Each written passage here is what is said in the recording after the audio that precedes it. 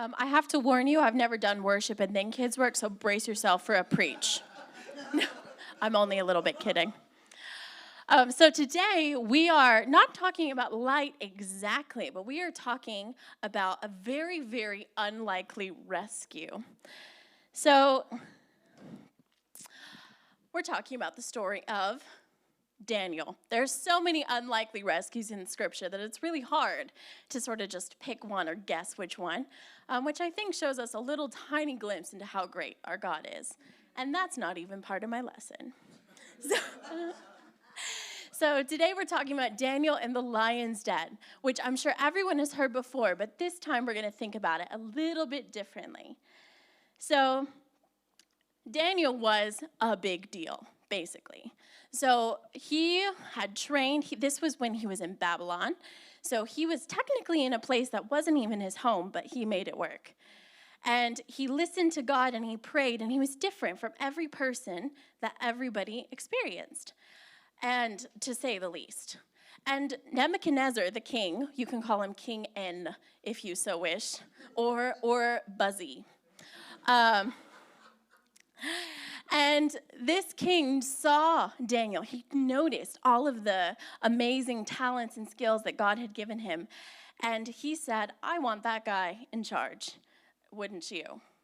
And so Daniel was put in as one of the top 3 people in the whole kingdom. Like, he was the top dog, almost. And then the king started to think, you know what? He's actually doing a better job than all 3 of them combined. So what if I just put him as the top dog? Think like Joseph, part 2.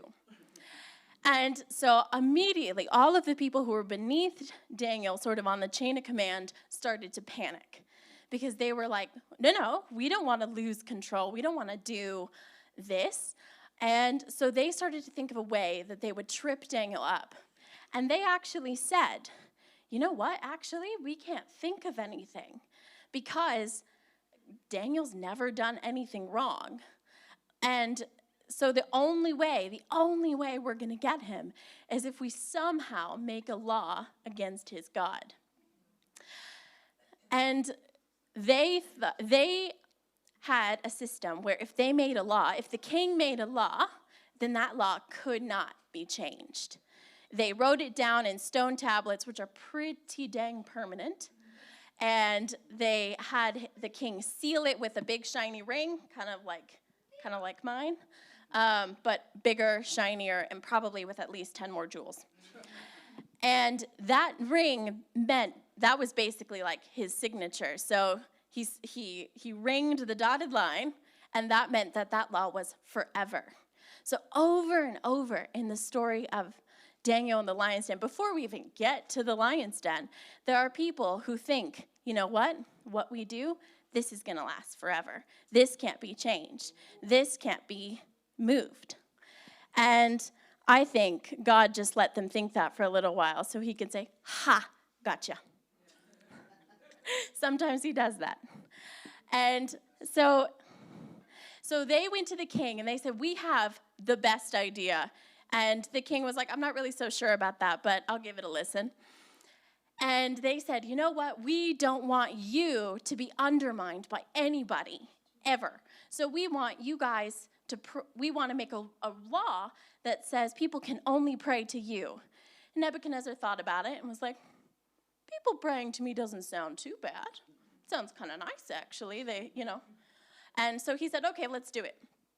Not really thinking of the consequences of his actions.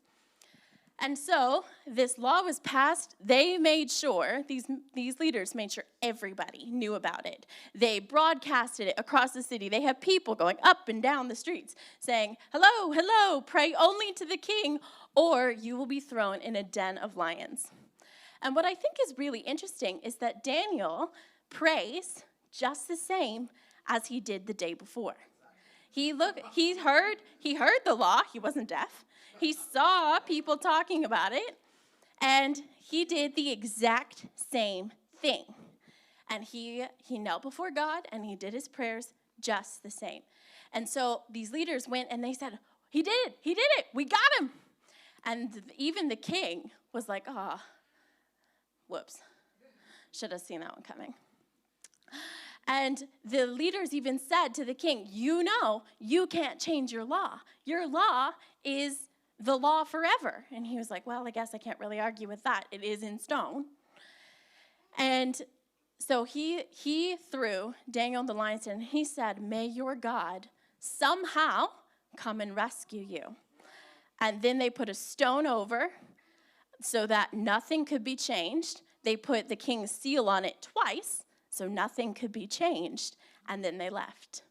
And for those of us who've heard the story a ton of times, we know something changed. And so while Daniel's in the lion's den, I'd like to think that he was maybe calm, but probably a little bit like, okay, okay.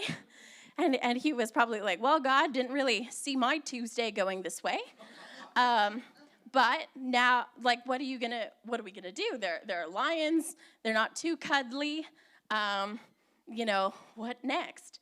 And I think God did something really, really amazing, because at the very moment that everybody else thought nothing could be changed, there was no hope, that's when God acted.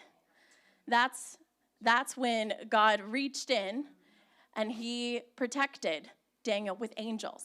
So not only was Daniel safe, he was also not alone.